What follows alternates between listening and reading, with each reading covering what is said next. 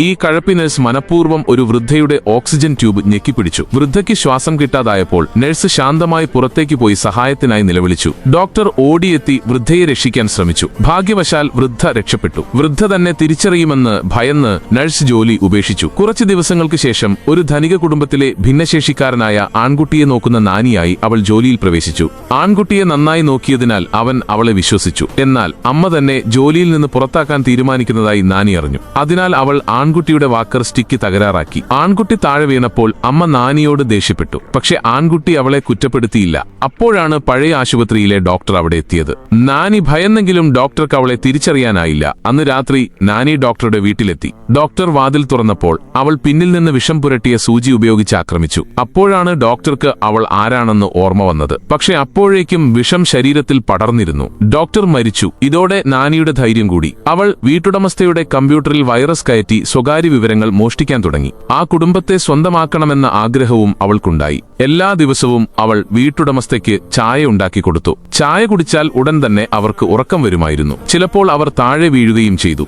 കാരണം ആ ചായയിൽ നാനി രഹസ്യമായി ഉറക്കമരുന്ന് ചേർത്തിരുന്നു.